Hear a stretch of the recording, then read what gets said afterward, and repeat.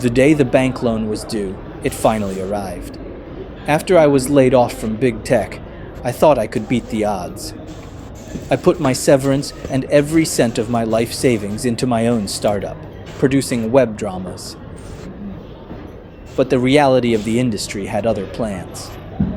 Between shifting policies and denied licenses, only one of my 3 projects ever saw the light of day.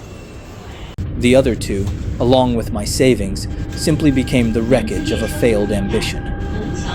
To pay my team their final salaries, I took out a loan. And today is the day I have to pay it back. Right now, I have 0 income. At 41, I've realized that borrowing money is the ultimate test of dignity. It's a specialized kind of shame. I couldn't ask my parents. They've been blue-collar workers their whole lives. Even if they gave me everything they had, it wouldn't even begin to fill this hole. So, I sat in the dark, scrolling through my contacts like a list of creditors. People I knew but had no history with.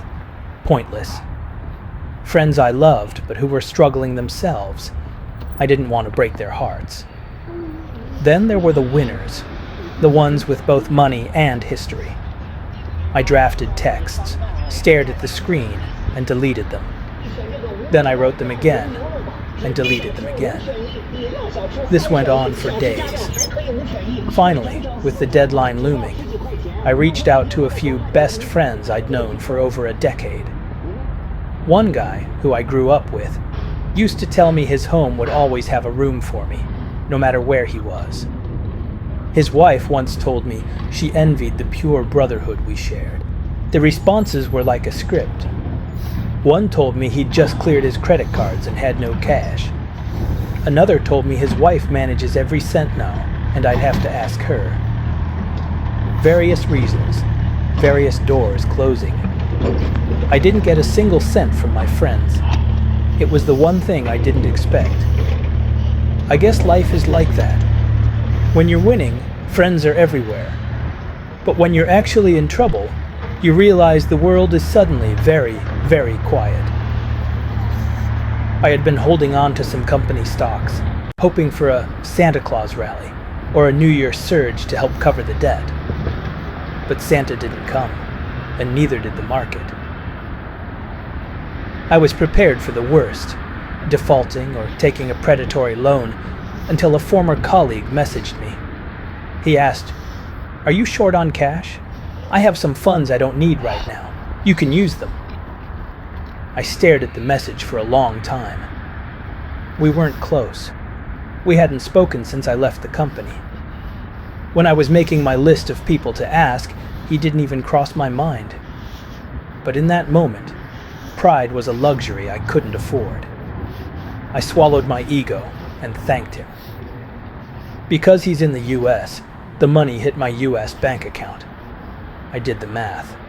Transferring USD directly to a Chinese bank meant losing a fortune in exchange fees. To save that money, I came up with what I thought was a smart plan. Withdraw cash from an HSBC ATM in Shanghai and deposit it into my local bank. It was the best rate, with 0 fees. That's when life decided to mock me. US pins are 4 digits. Chinese pins are 6. Standing at the ATM, exhausted and panicked, my brain short-circuited. I couldn't remember which life I was living. 3 wrong attempts. The machine swallowed my card. Just like that, the system ate my last hope. The bank staff told me that since it's a US card, they couldn't just give it back. Standard procedure meant the card had to be destroyed. US support told me they couldn't authorize a release. They could only mail a new card.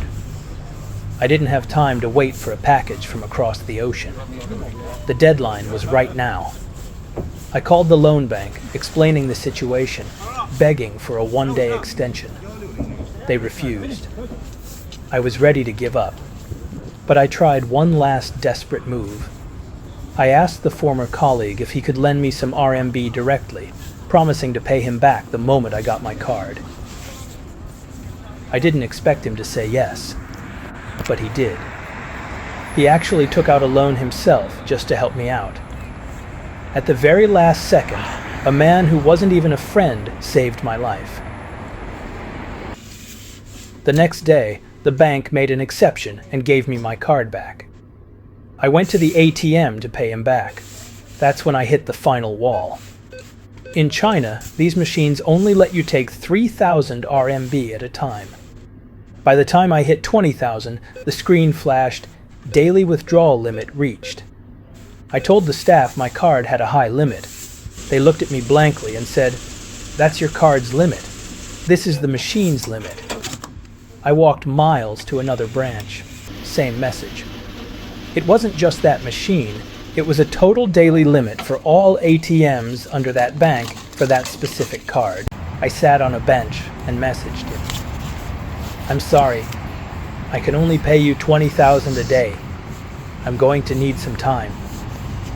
When things are going well, you feel like you master the rules. When you're down, the rules are just another way to humiliate you. These past few days have left me beyond exhausted. Tomorrow, I have to go back and do it all again. Good luck to us all.